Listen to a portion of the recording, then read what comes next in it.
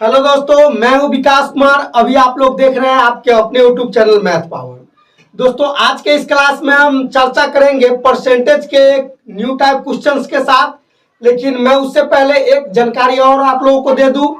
अगर आप लोग time and work, time and distance, लाभ हानि, नाव और धारा, नल और टंकी, प्रतिशत, अगर इन सारे टॉपिक के बारे में भी पढ़ना चाहते हैं तो ऑलरेडी हमारे चैनल पे अवेलेबल है। आप लोग प्लेलिस्ट में जाइएगा और वहां पे सारे के सारे वीडियो आप लोगों को मिल जाएंगे।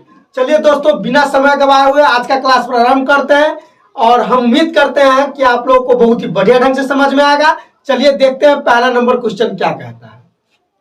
देखिए, पहला नंबर क्वेश्चन कह रहा है कोई आदमी अपनी मुद्रा का 20% खो देता है, शेष मुद्रा का 25% खर्च करने के बाद उसके पास 480 रुपये बच जाता है, तो मूलतः उसके पास कितनी मुद्रा राशि थी।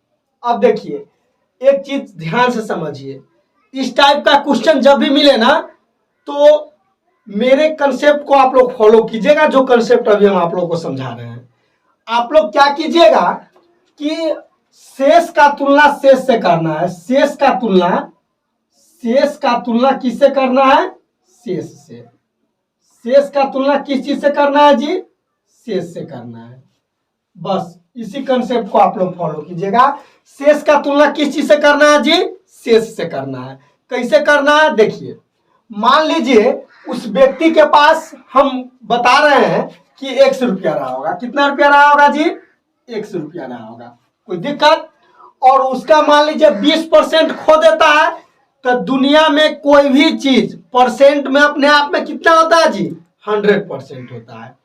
तो 20% खो दिया, इसका मतलब उसके पास बचा कितना? 80%। यही ना बचा? तो 80%, तो परसेंट के लिए बटा में 100। तो एक आदमी के पास मान लीजिए 100 रुपया रहा होगा, तो 20% खो दिया, इसका मतलब है कि 80% बचा है। और आगे कह रहा है कि 25% खर्च करने के बाद 25% खर्च कर देता है। 25% क्या कर देता है जी? खर्च। तो इसका मतलब कितना बचा होगा? तो 75%। कितना बचा होगा? 75%। तो 75/100।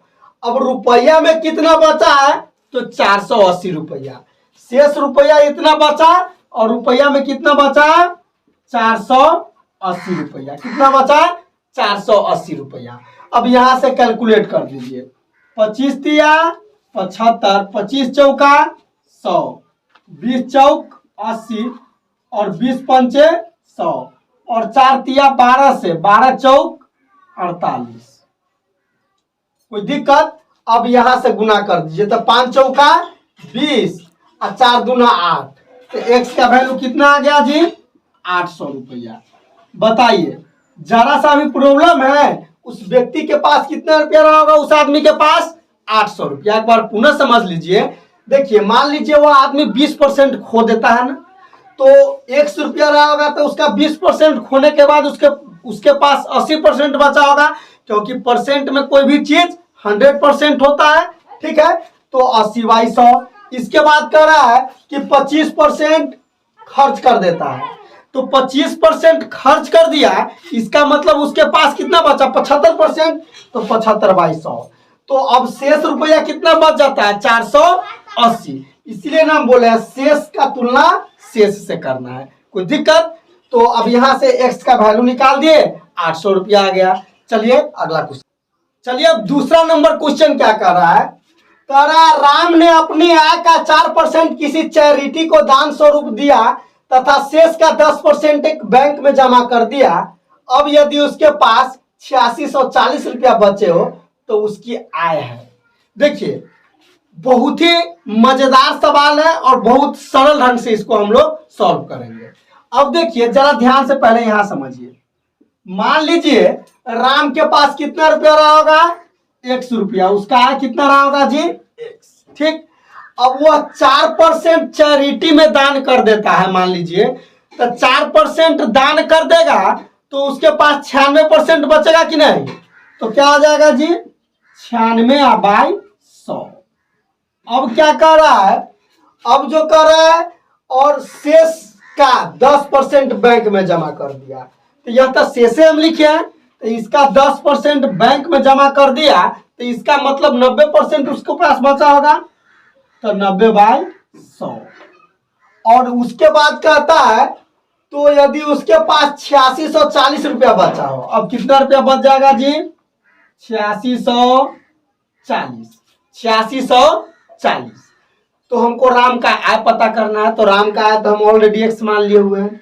अब जरा ध्यान से देखिए, यहाँ 96 और 90 को गुना करेंगे तो 8640 आएगा, तो एक मर्तबे कट गया, और यहाँ से क्रॉस गुना कर दिए तो 100 में 100 से गुना कर देंगे तो 10,000 हो जाएगा। कितना हो जाएगा? 10,000 रुपया। राम का कितना हो जाएगा जी? 10,000 रुपया। एक बार पुनः समझ लीजिए, राम 4% चैरिटी शो में दान कर दिया, तो 96% उसके पास पैसा बचा होगा, और उसके बाद यह जो शेष बचा तो शेष का 10% बैंक में जमा करा दिया। ठीक है, तो 10% बैंक में जमा करा दिया, इसका मतलब 90% शेष बचा होगा, तो 90/100। और रुपया में इतना बचा है, बस यहाँ से कैलकुलेट कर दिए, एक्स का मान निकाल दिए। बताइए, जरा सा भी प्रॉब्लम है? चलिए अगला क्वेश्चन देखते हैं। चलिए अब तीसरा नंबर क्वेश्चन क्या कह रहा है? कह रहा है श्रीमान कपूर अपनी कुल आय का 20% मकान किराए के रूप में खर्च करते हैं और शेष का 70% घरेलू चीजों पर खर्च करते हैं। तदनुसार यदि उनकी बचत 1800 रुपये की हो तो उनकी कुल आय रुपयों में कितनी है? पुनः वही बात देखिए, तो मान लीजिए यहाँ श्रीमान कपूर के मान लीजिए कि कुल आय 100 रुपया रहा होगा, मान लीजिए, ठीक। और इस एक्स का 20% मकान के किराए पर खर्च कर देता है। 20% किस पे खर्च कर देता है? मकान के किराए पर। इसका मतलब 80% उसके पास बचा होगा, तो 80/100।